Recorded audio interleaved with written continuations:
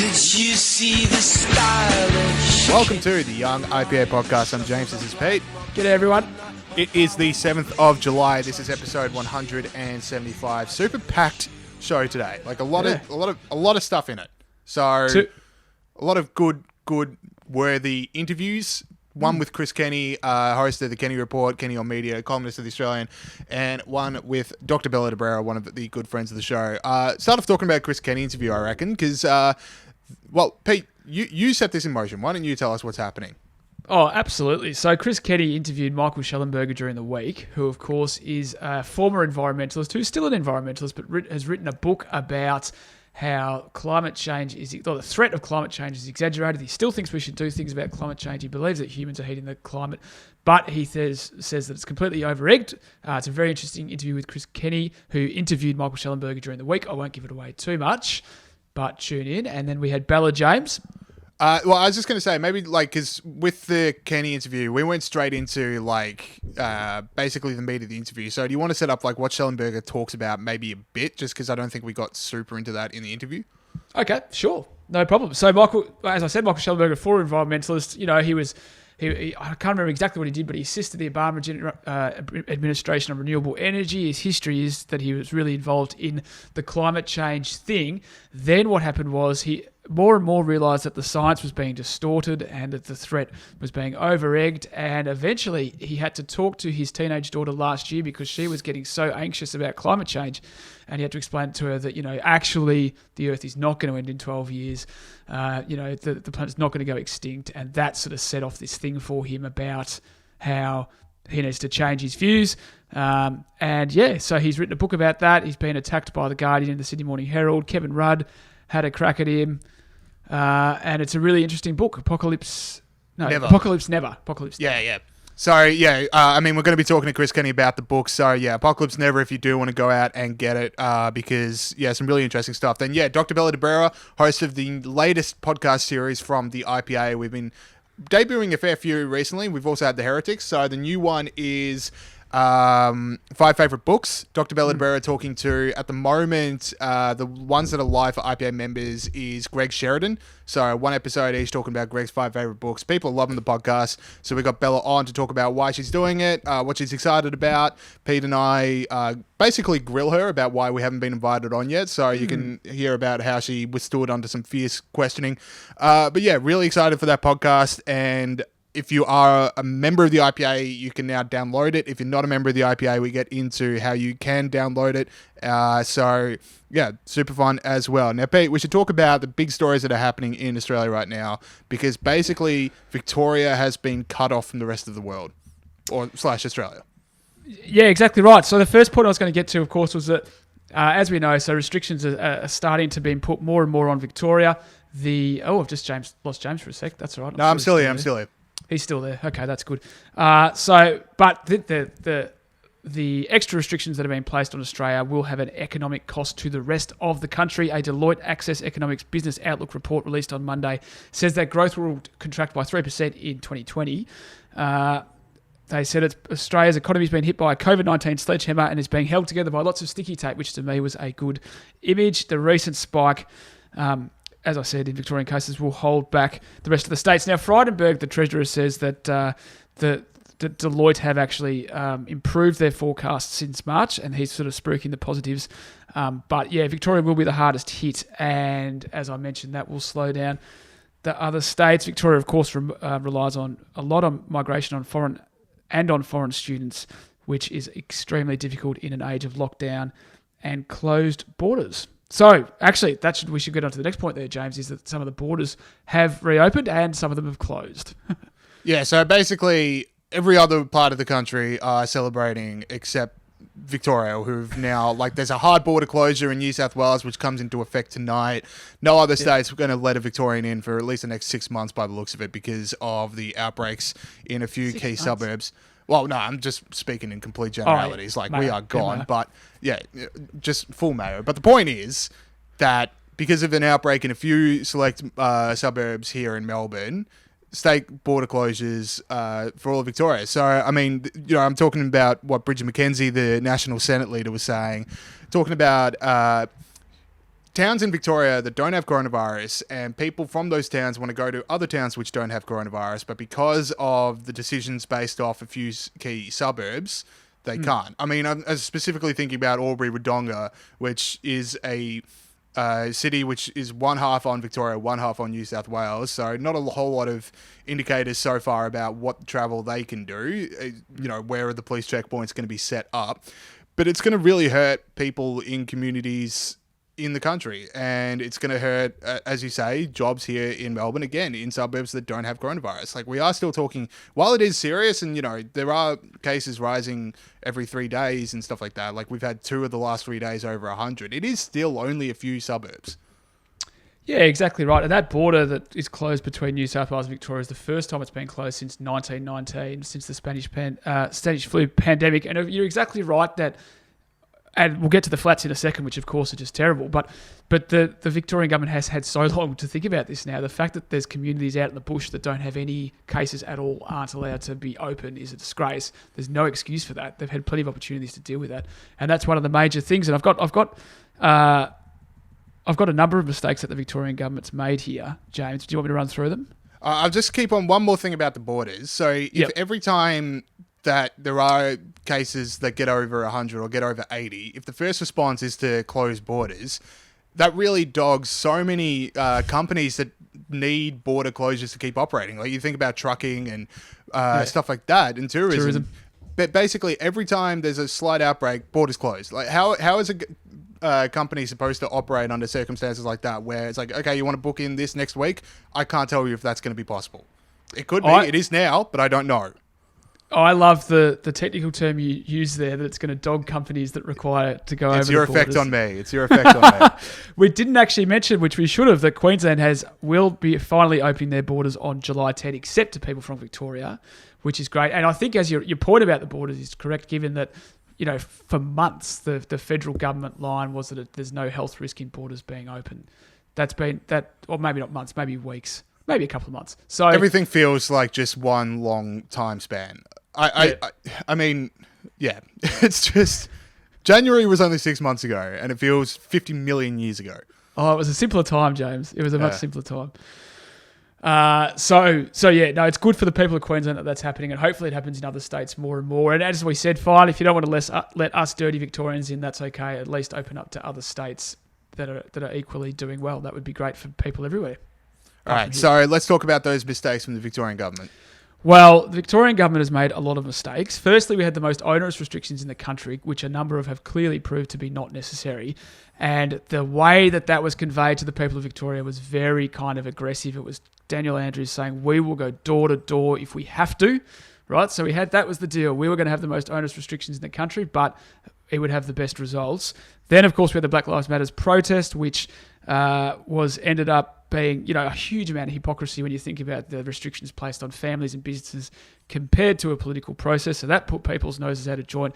And of course, quite rightly, it was incredibly hypocritical. Then we had security quarantine. So we had Daniel Andrews lecturing the whole state, telling us we had to do this and that. We will go door to door if we have to. And the one thing we really needed him to do was be able to run a decent quarantine setup. Unfortunately, unlike all the other states which used the police and the army, Andrews used a private security firm. I love private enterprise. Maybe there are great private security firms out there, but the ones our government chose clearly weren't very good, as you can see by all the breaches, which are the main driver behind this uptick, according to everything that I've read. And but defund the police? Defund the police. That's right. Yeah, we just need to defund the police. There's so many other organisations that can do what they do so well. Yeah.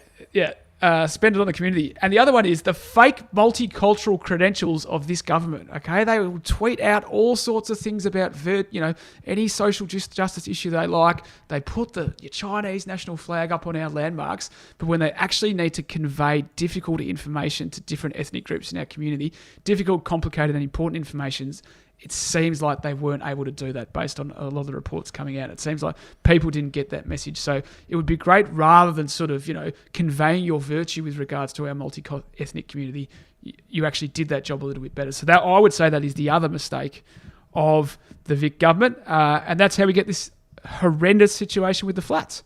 Yeah, so basically what's happening here in Melbourne, if for our interstate listeners, is that there's these large public housing situations, I'd say about 15, maybe 20 minutes from the heart of the city. And if not closer. Yeah, and they've been shut down. There's police on every floor, I think it is. It's impossible to get in and out. Like, you've got local mosques that want to give care packages to some of their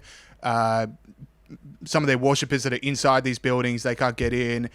And, I mean, it's so sad. And your heart goes out to these people because they were basically given 1 day's warning that you can't leave your house for the next 5 days. So, which would be terrifying. I mean, I kind of like that it's not a statewide ban. Like, when restrictions first got brought in, it was like, no matter where you are in the state, these are the restrictions. I don't care how many coronavirus situations there are in your state, in your community, these are the restrictions. So at least it is more targeted, but this seems way too heavy. I mean, Gideon Rosner tweeted out that 2 days ago there were 4 cases linked to the towers, and there are 3,000 people in these towers based on these restrictions for 4 cases that they found. And to put people who are living in public housing, who are very, very disadvantaged members of our community, to put them in these kind of situations is heartbreaking on 1 day's notice. And then Gideon also was tweeting out some of the care packages that they have been getting from the government, which look like prison rations. Oh, yeah. So, some of them were terrible. And to put this in context, the only place that has had to do this apart from Victoria is China. There's no other place in the world that I could tell where people were not allowed to leave their apartments at all. Even Spain, which had a really harsh lockdown, you could leave for a small number of reasons. But here in Victoria, we have the same restrictions as people in China. It's terrible. If it's unnecessarily onerous, it's absolutely appalling. If it is necessary, it should never have had to come to this. And you can just see with the way it's been actually implemented that it's falling short in a number of ways. I read about a bloke who found out on the news. There were people that were left without food. There were pregnant women that were left without baby formula. There were people, who got like jam but no bread, and like Wheat Bix and no milk. Like, that the rations were completely inappropriate. Yeah. I saw one really sad story of a 31-year-old guy, I think it was, but just tried to break out. He bit a police officer and tried to make an escape attempt. And, I mean, get used to seeing that headline. I mean, 3,000 people in these buildings. I don't reckon that's the last time that's going to happen.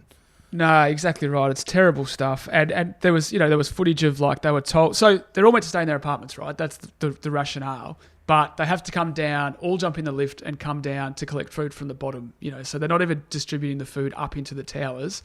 And then there was this instance where they were told to go to another tower to collect their food. So, okay, so now they're going to another tower. And then when they got there, the police said, no, the food's not at this tower, it's down at the other tower. So it doesn't feel like... Show. Yeah, it's a clown show. That's an effective way of putting it. It's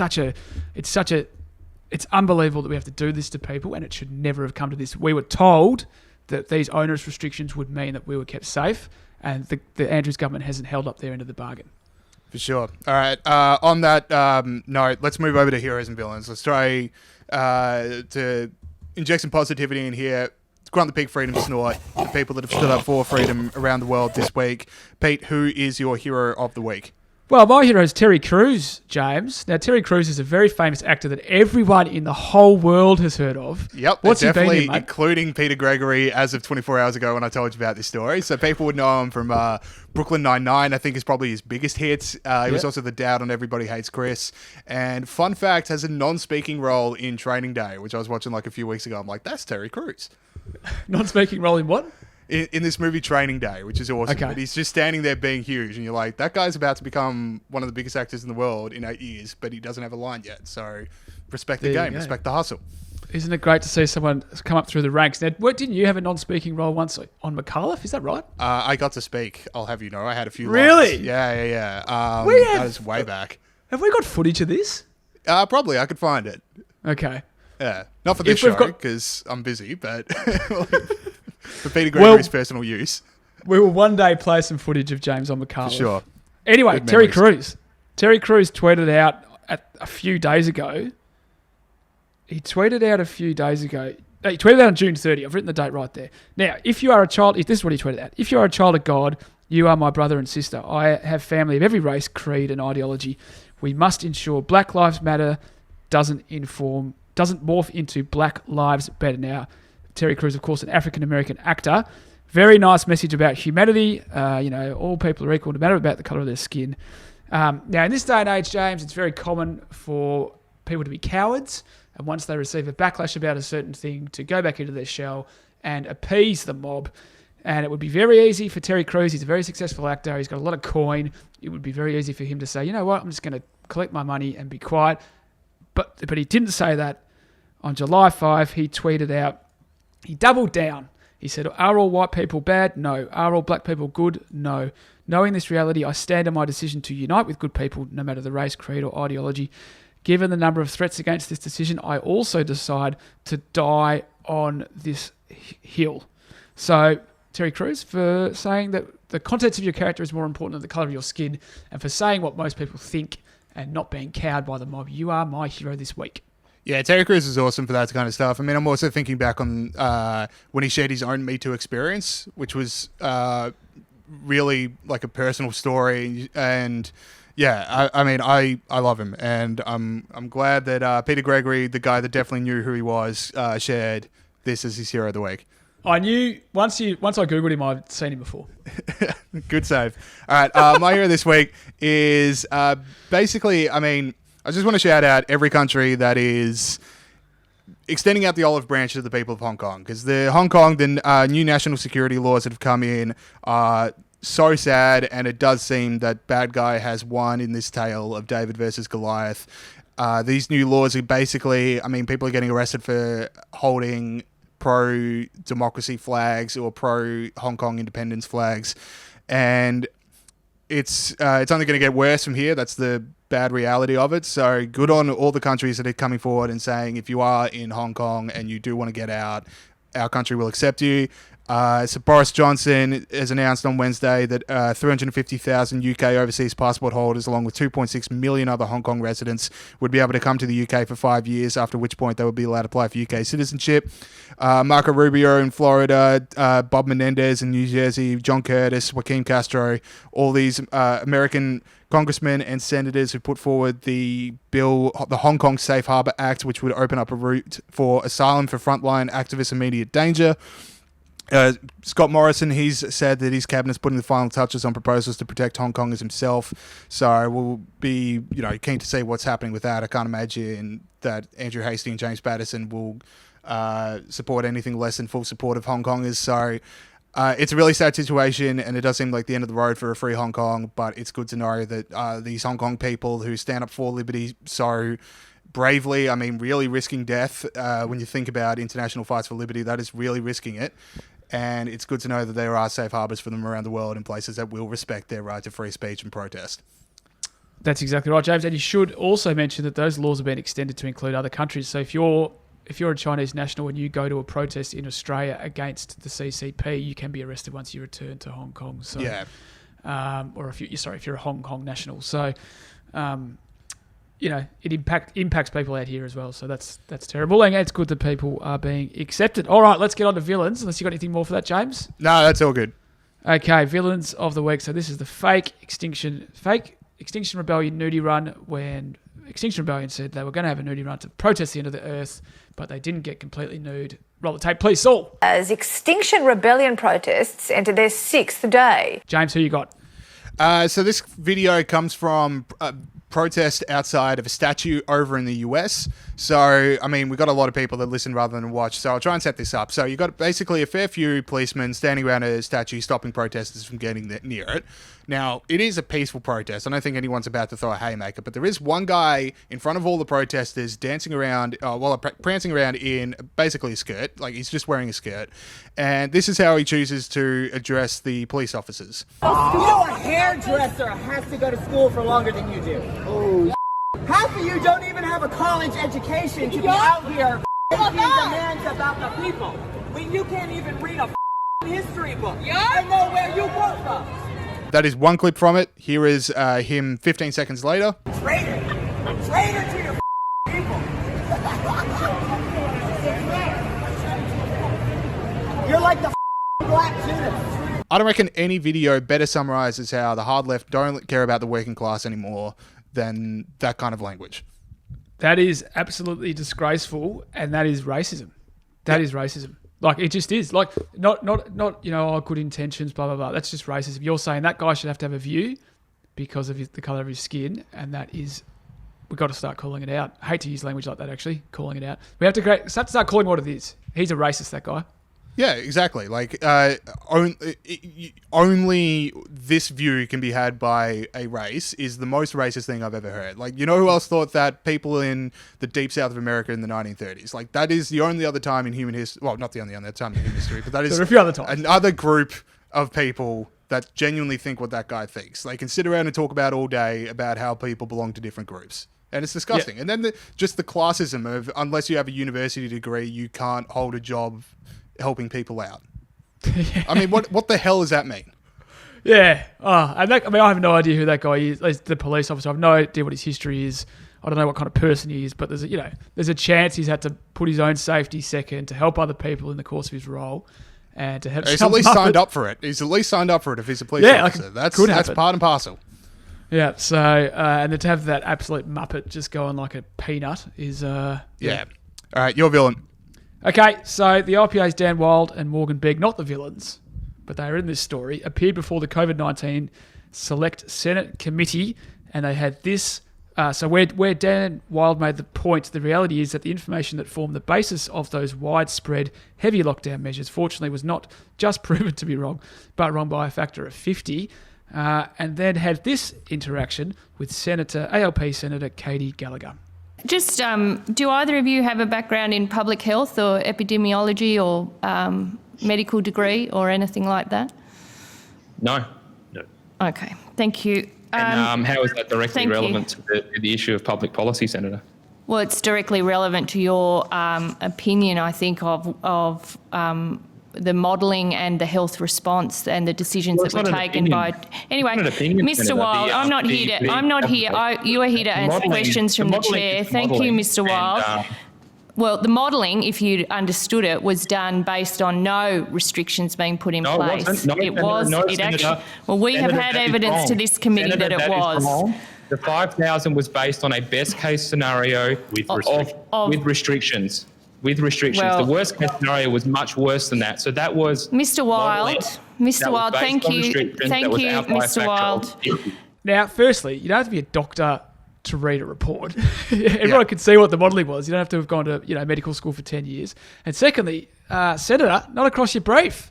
Don't go talking the big ones unless you know exactly what the modelling's for. And I just love that bit where Dan, was like, no. Means this. So is Katy Gallagher an epidemiologist, by the way? Oh yeah, exactly. Yeah, I mean, already on the. Do you need to recuse yourself from the Senate committee unless you have a degree in this? Yeah, no, exactly right. The qualifications you need to make these decisions are to be elected by the Australian people, right? Yeah. And we do complain about politicians a lot, but that's how we decide who makes these decisions, not if you've gone to uni or not. And you don't need to be an elected representative to also speak your mind to a Senate committee in which you're invited to, and to have points on. Also have points on economics and people suffering. So our only should we we're talking about how terrible the situation is in the public housing towers right now. Should only epidemiologists be able to say what's going on, or do you reckon a few other people might be able to get up and about? Yeah, exactly. Especially I'm pretty sure she doesn't apply that standard across all the things she talks about. So for the full clip of that, jump on IPA Facebook and Twitter. Yes, very good. Let's go to our interview with Chris Kenny. Okay, we now welcome on to the show columnist at The Australian and host of the Kenny Report on Sky News each weeknight at 5 o'clock and Kenny on Media on Mondays at 8 o'clock. Chris Kenny, welcome to the show. Thanks, James. So I want to talk to you about your interview with Michael Shellenberger on the Kenny Report last week, which I thought was really good, and there was so much interesting stuff, so much vital stuff that came out of it. And so I want to start with, how did you come across his work, and why were you so excited to get him on the show? Well, I've got to say that I hadn't really heard of him. Maybe I've read some of his stuff in the past or seen some of his TED Talks, but the name didn't ring a bell with me. But I saw some commentary on, I think it was Tuesday morning via social media. I read the piece that he'd posted on Forbes.com, on the Forbes website, and it was a very powerful piece. But I also read that it had already been taken down, so that immediately piqued my interest, I suppose. But the piece really rang true to me because it was about not climate denialism or contesting the science, some of the fundamentals of the science.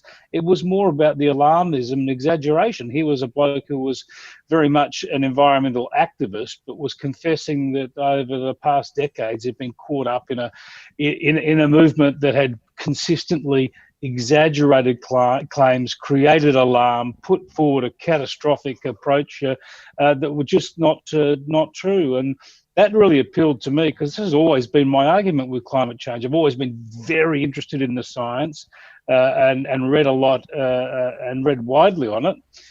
People might not realise I was a former Parks and Wildlife student and wanted to be a park ranger, so I've always had environmental tendencies. But it's always concerned me that the real environmental issues and battles have been completely overwhelmed by this climate alarmism. So anyway, I read a bit more about Shellenberger and got into it, and I did an editorial that night on his article, and what the thesis of his book was going to be was coming out that day. But we're lucky to get onto him straight away, and I did that interview the following day. And you're right, it was a fascinating interview, jam-packed with information and insight. So I actually spread it out over 2 days. It was too good to cut it down, so we ran it in 2 parts. But I haven't got the book yet. I've ordered it online and hope to get it soon. So a bit of a scoop for the Young IPA podcast tonight. Ranger Kenny was the initial yes, ambition. Indeed.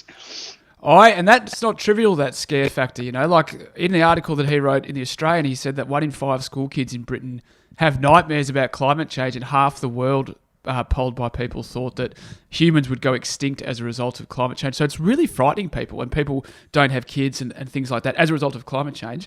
Anyway, so in your article in The Australian about the interview, his essay and the controversy, you talked about how it exposed the tactics of love media. Now, what are those tactics, and what can we learn from that?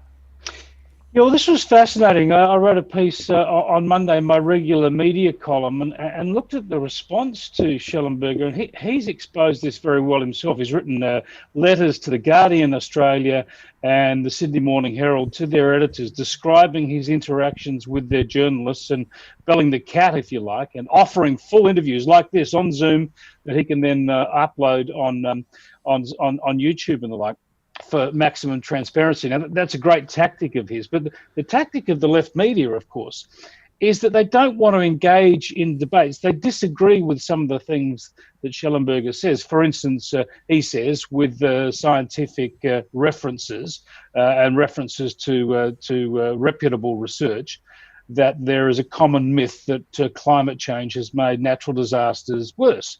That's not the case. Another point he makes is that the climate change is not a major factor when it comes to bushfires. The reason we're getting more bushfires and more damage from bushfires in places like Australia and California is that more people are building houses closer to bush that isn't cleared, so on and so forth. Now, instead of challenging these issues, as green left media might want to do, find some scientists to disagree, probe the issues, interrogate Shellenberger or whoever's putting this forward, they instead seek to just denigrate the person putting forward these arguments, undermine them, deplatform them to a degree, certainly undercut their reputation.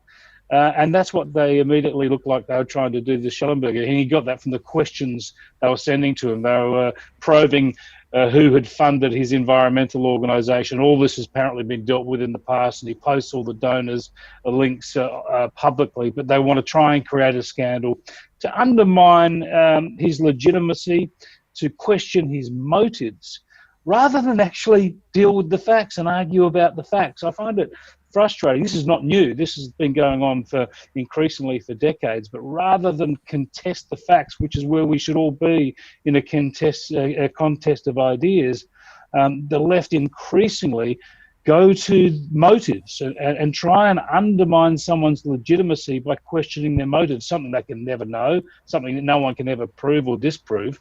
And I think it's very evil because it completely undermines a free-flowing, robust public debate around the facts. And anyway, Shellenberger's tactic to deal with this was just masterful. He just complained to the organisations, put those letters out publicly so everyone can see it, and offering to give a full interview. They can ask him whatever they like, The only proviso is he'll have a recording of it and can put it up on YouTube. In other words, he's providing a way to deliver accountability and transparency to the media. And surely no one in the media can complain about transparency and accountability. You'd hope so anyway. I want to go back. So Pete says how there's so much fear that's around the world about climate change. And I mean, even my friends, I'm not even talking teenagers, like people in their mid-20s who are my friends, so many of them have completely bought the line that, Greta Thunberg's saying about, like, we only got, a few more months or just a couple of years to save the world before irreversible damage has been made. Do you reckon Shellenberger is a type of guy who can cut through? Somebody who was an author of IPCC reports, someone who has been on this issue for so long. For him to start saying the stuff he's saying now, do you reckon that's the cut through that this debate needs? Oh, that's absolutely why he's cutting through at the moment, why there's so much interest, why there's more power in his argument, I suppose. People like me have been writing this sort of thing for many, many years. Many other journalists have. But again, the left will just dismiss this in the public debate, undermine your motives. They'll say there's a political motive. Shellenberger has that street cred with the Green Left or the environmental movement because he's been with them for decades, and now he's exposing them. And plus, his message is quite measured. Now, agree with it or disagree with it, but he says, yes, human-induced greenhouse gas emissions are having an impact on the climate, are warming the planet. He's just saying it's not a catastrophic problem at this stage, that it can be managed.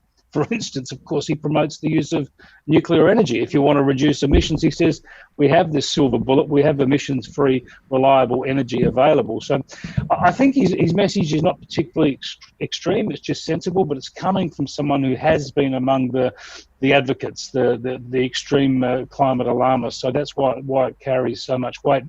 Hey, interesting, when you talk about the fear, he said what really woke him up to this was the fear of his own daughter, a young teenage daughter who was so alarmed about what was happening to the planet. And he realized that he was part of a movement that was creating this alarm unnecessarily. I get this from my kids now. I have two young boys. I have a couple of adult boys who have grown up with all this, but a couple of young boys now, and they get a very warped view of the world, even from preschool. One of my boys, when he was about 4, came home from preschool. This is related. It's not quite climate alarmism, but he came home from preschool at 4 and told me that, Daddy, that factories are bad. And I said, why are factories bad? He said, oh, factories just ruin the planet. They make everything dirty. It's just such a warped thing to put into a kid's head. I took him through the house and pointed out his Lego and his favourite toys, and to the fridge, the ice cream and the cheese and all the things he liked. I said, all of this comes from factories. Yeah, you get a preschool kid knowing where Lego and ice cream come from, they'll come around. Yeah, exactly. But it goes to the broader debate. We were just, from that young age, we're telling kids that industry is bad, that capitalism is bad, that it's polluting the atmosphere, and that we're killing the planet. And we wonder why they show a bit of angst and get all upset about someone like Greta Thunberg wanting to listen to her message. Chris, regular listeners to the show will know that I ask this of a lot of guests. I have this theory that, like, a lot of the problems, I mean, clearly, as you've just described, come from the education system. There's not many teachers out there who say what you just said. Like, not many teachers say, we should look after the environment. Factories are really important to our way of life. What is the solution to that? Is there a solution to that? Well, the solution to poor education is better education, isn't it? I mean, this is our universities need to be teaching people this, who then go on and teach and can inculcate children from a younger age. It's a bit of a circular argument, but that has to play a role. The media is terrible in all of this as well. The sort of general green left thrust of the journalistic class just doesn't want to question these things. People just want to be loved, and they want to go with the zeitgeist instead of being skeptical and questioning about everything as journalists should be. They all want to demonstrate their wokeness and fit in with the crowd. So we've got to break that cycle somehow. Look, I'm obviously a generation or two older than you guys. But I can clearly remember my first school excursion. It was in a suburb called Hectorville in South Australia. and we must have been in about year 1, maybe year 2, and our teacher took us down to a local street that was industrial. In fact, it was called Provident Avenue, a very apt name, Provident Avenue at Glynde in South Australia. And we just went from there was a little factory there that was made some sort of widgets. There was like a smash repair place. There was some little bakery. Just these little sort of small businesses, and we were just taught that there are interesting small businesses that make things and create jobs, and we were shown this as if it was something that was good, as it obviously was.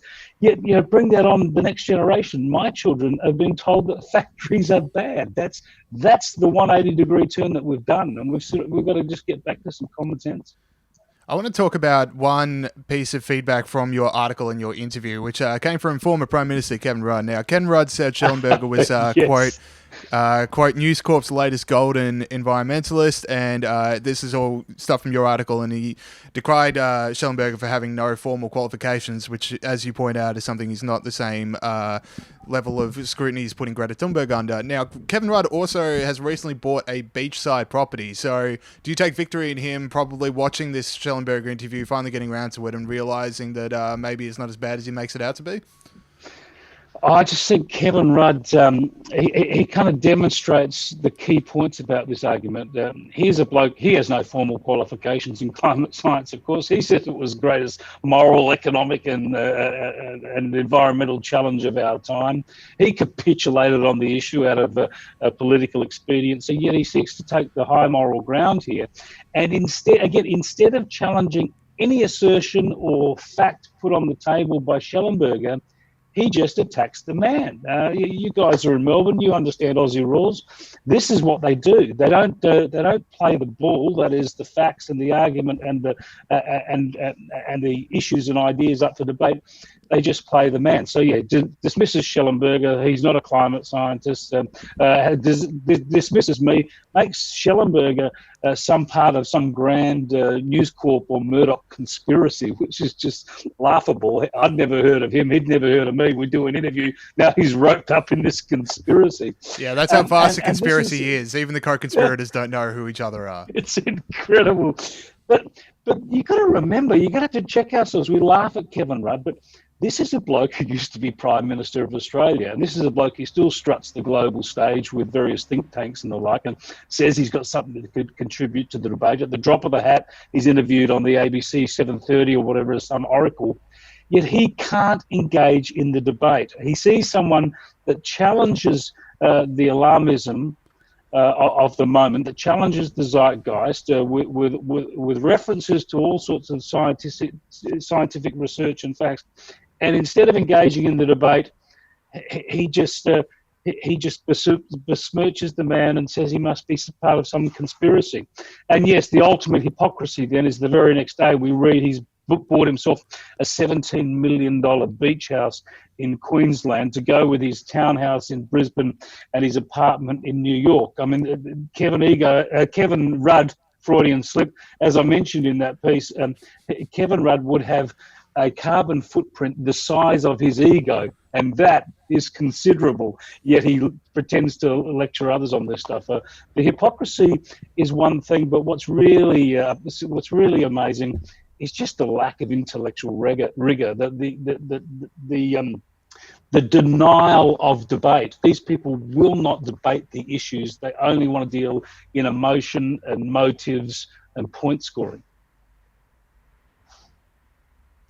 All right, Chris, do you, so just to speaking more generally, do you see the policies, so we've got a lot of policies moving towards renewable energy in Australia and the Western world. Do you see them losing momentum post-COVID and all the challenges that will provide, or do you think it'll keep going full steam ahead?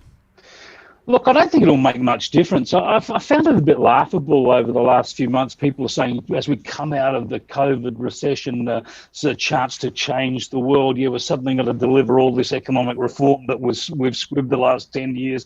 And others are saying this is our chance to go with renewable energy.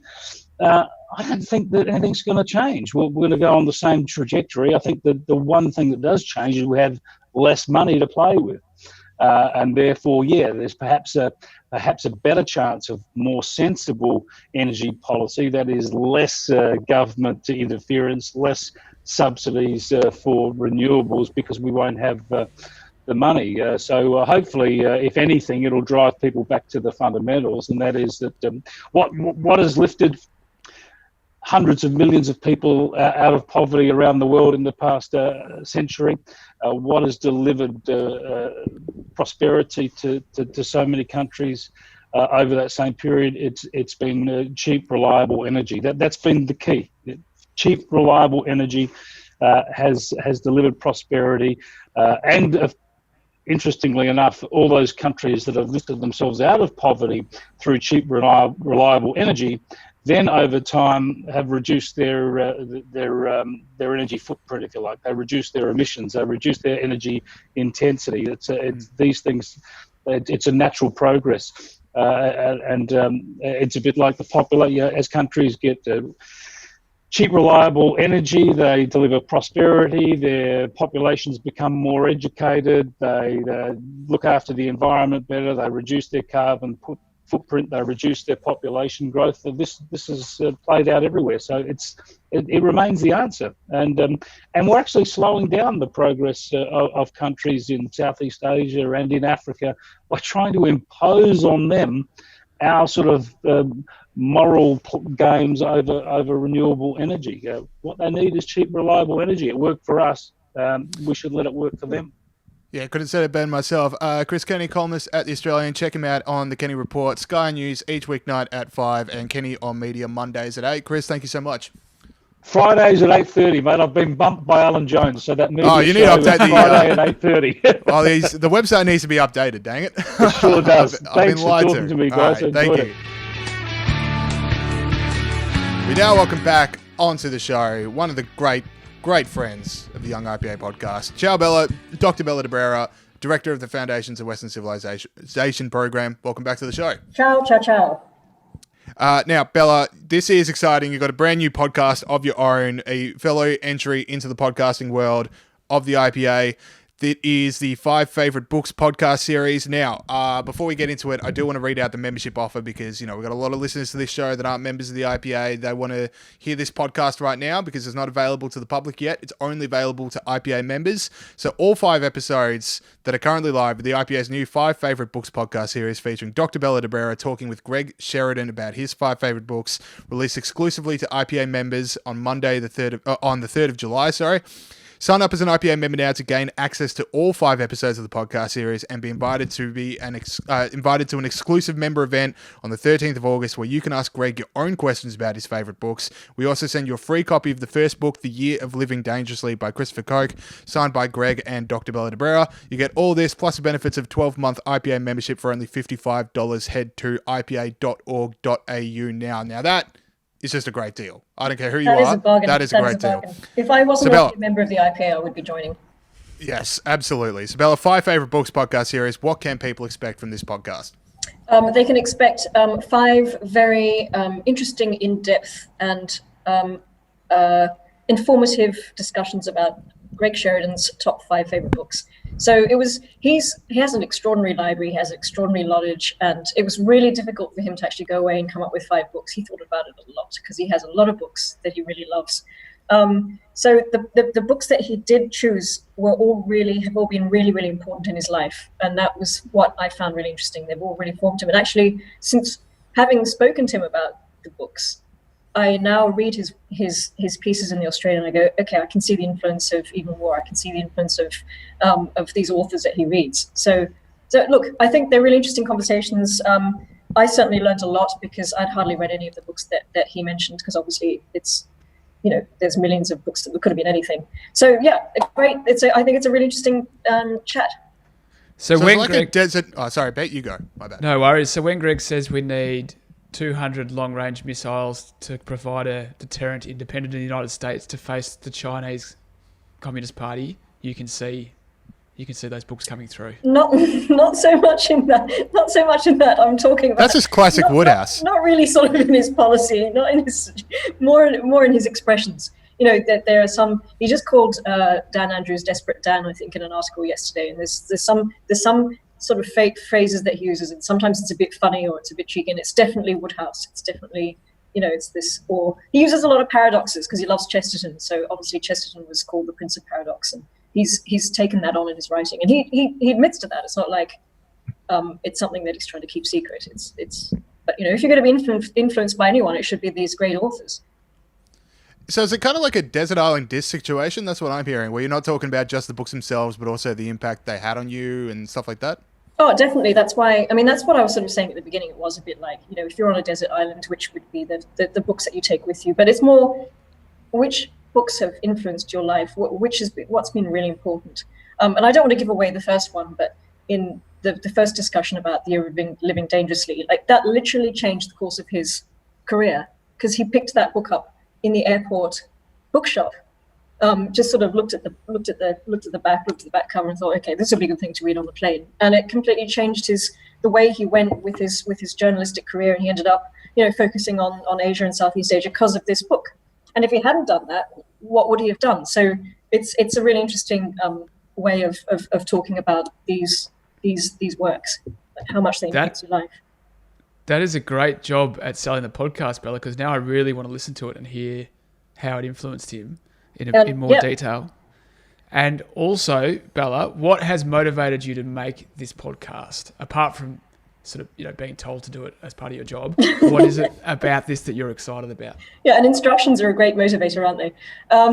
So look, everybody knows what's going on at the moment. We've had weeks of seeing this attack on our the culture of Western civilization. The questioning of whether the culture that has been produced by Western civilization is any good. The pulling down of statues and the opposite of making lists of things we should do rather than making lists of things we shouldn't read and that we shouldn't watch. So let's do something positive, and let's go back to the literature and this great canon that the West has produced, and start talking about it again, because it's really important to be talking about it, because if we don't talk about it, they've kind of won, haven't they? Because they've cancelled it. By not talking about it, we're going along with the cancelling of the culture.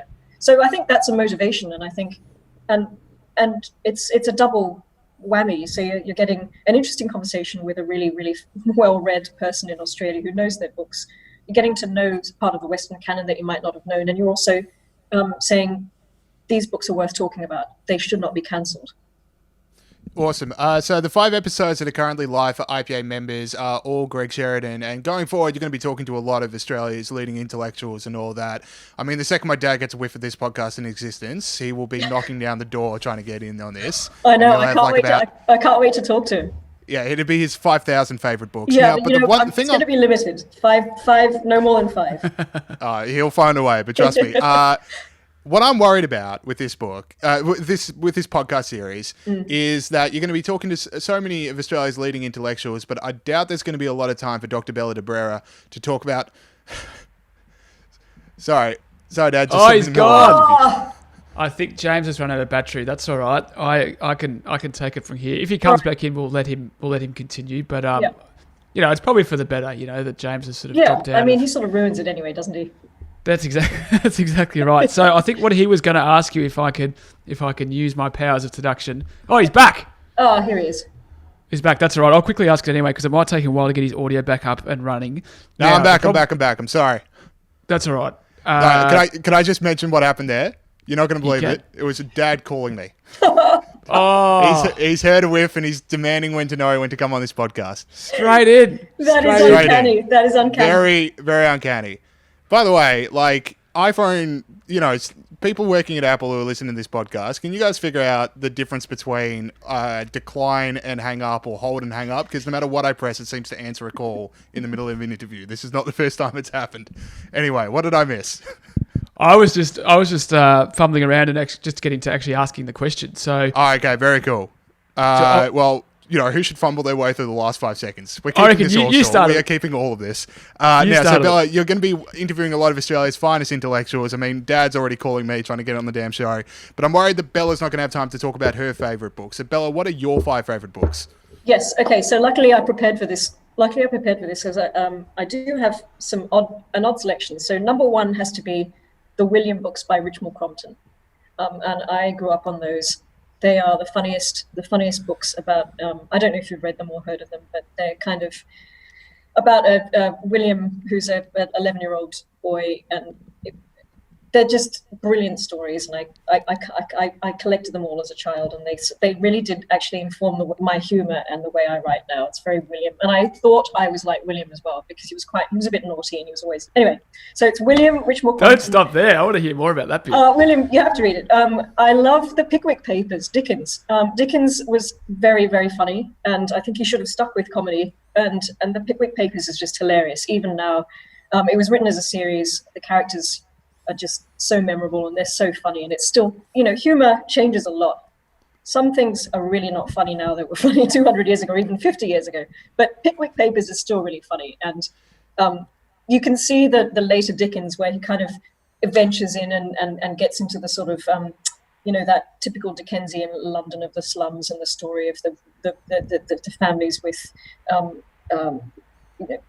children dying and things like that. And so you have this very funny series, and then interspersed with the Dickens that you know.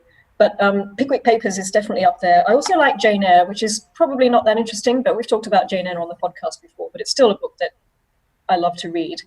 And I also love the Evelyn Waugh's Brideshead Revisited, which is, for me, Evelyn Waugh's best book, which I didn't actually want to point out to Greg Sheridan, because I didn't want to argue with him on the podcast, because his favorite war is sort of on a trilogy, which is one of the discussions that we have.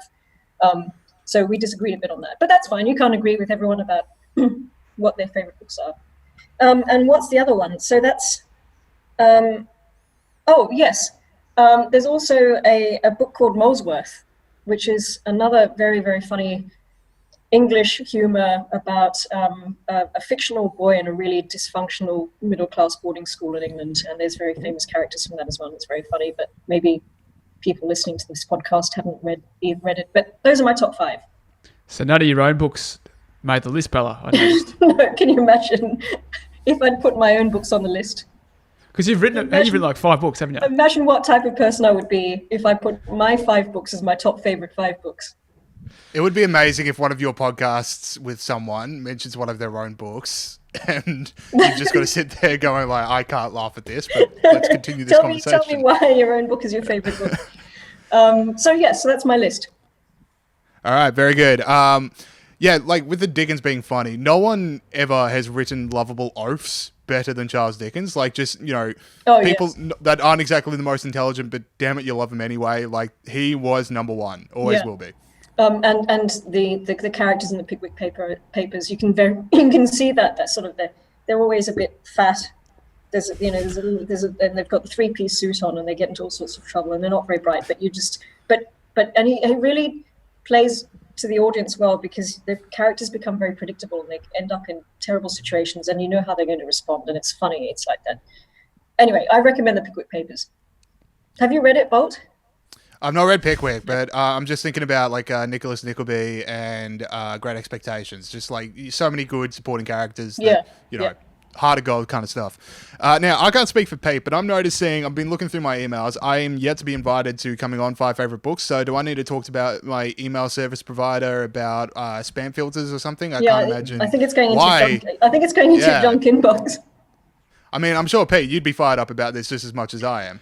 Yeah, I've got a lot to say. I've got a lot of books. I'd find it difficult to pick 5, but I have noticed that I haven't been invited yet. But that's all right. There's still time. You never know what's going to happen in the future.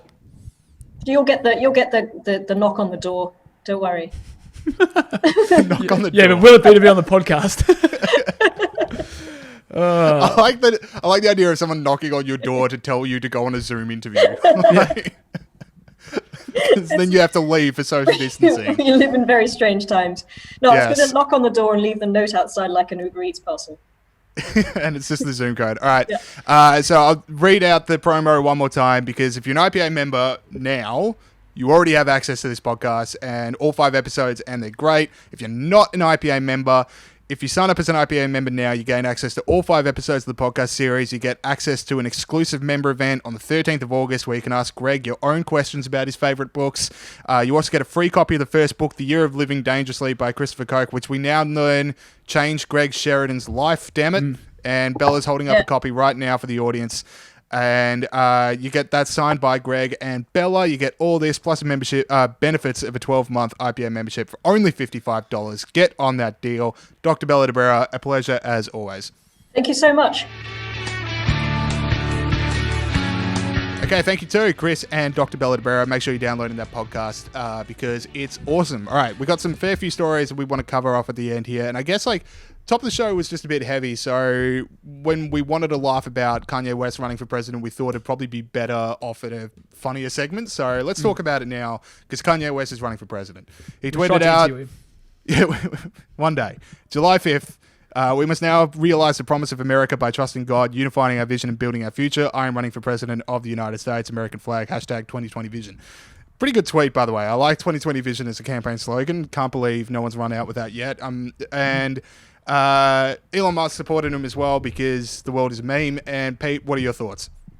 Well, you don't want to be too sort of dismissive, like anything can happen these days. Anything can happen. And it's kind of sweet that Ben Chifley was a train driver, Ronald Reagan was an actor.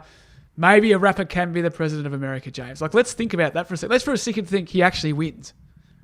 What will America be like? That's full...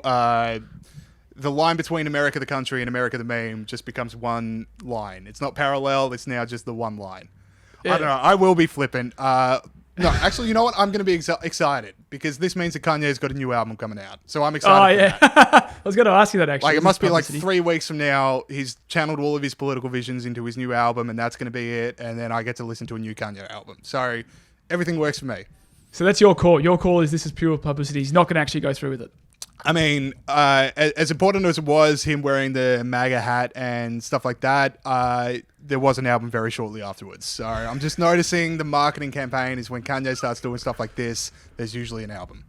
Okay, fair enough. I would just point out, so Joe Hockey on Sky said that he would be really damaging to Joe Biden if he ran.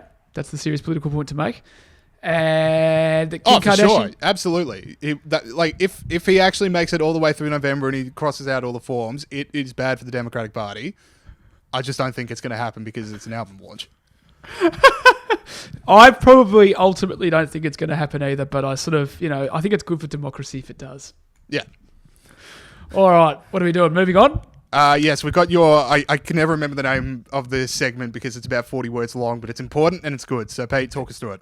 It needs work. Stop tearing down the statues of people that have done more for racial equality than you ever will is the name of this segment. Free trade. This bloke is an astonishing human being, Wipe the cheesels off your fat guts, move out of your parents' house, and actually open a history book before you rip down this bloke's statue. I mean, it's actually astonishing. The people who rip down this bloke's statue are not good enough to shine his shoes. So who I'm talking about, of course... Me. Who am I talking about? Frederick Douglass, freed slave and abolitionist. And this guy, he was a slave, mate, and he escaped from being a slave. And the standard of his...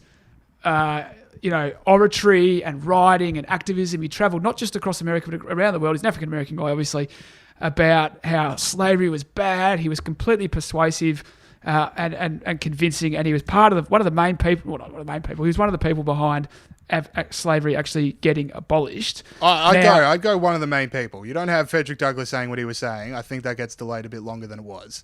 Probably. I was just being safe because I didn't really know. So I'm glad you came in there.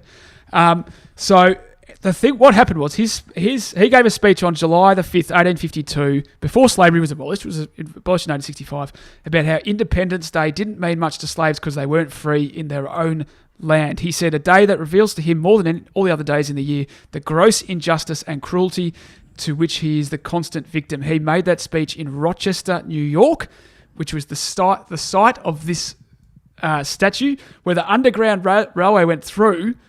And some absolute peanuts ripped it down during the week. And you just think, this bloke is one of the most astonishing human beings you can possibly imagine. And I think you have to have a long hard look at yourself.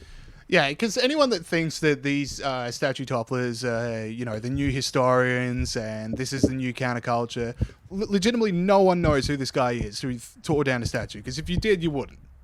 Yeah. Oh, they genuinely think that's an old white guy and he probably owns slaves, so therefore his statue goes down because it's a statue and they're the only statues we have is those people.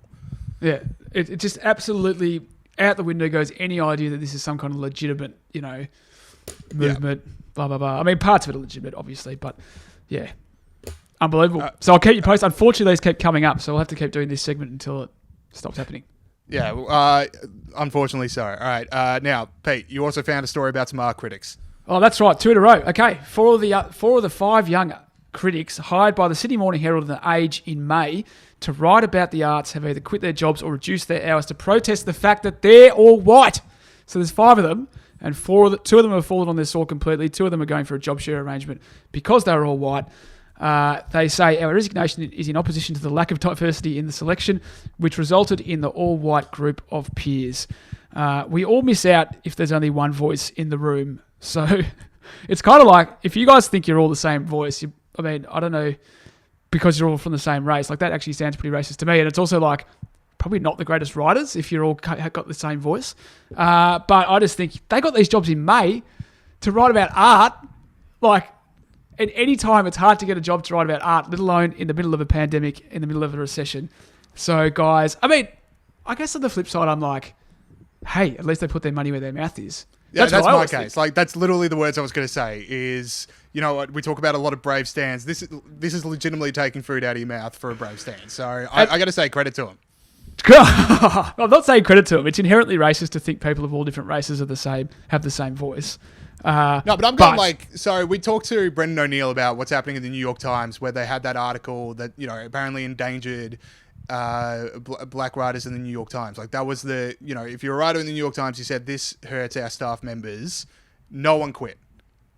And I just thought that's the height of hypocrisy. If you genuinely thought that it was dangerous and you were working for a racist industry, why would you not quit? At least these guys are quitting.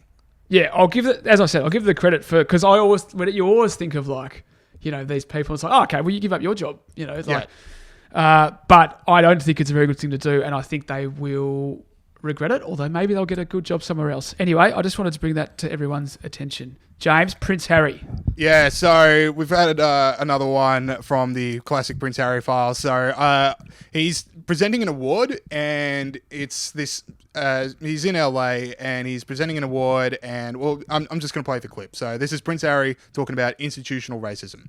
My wife said recently that our generation and the ones before us haven't done enough to right the wrongs of the past. I too am sorry. Sorry that we haven't got the world to the place that you deserve it to be. Institutional racism has no place in our societies, yet it is still endemic. Unconscious bias must be acknowledged without blame to create a better world for all of you. So yeah, that is Prince Harry talking about the dangers of institutionalized privilege and racism.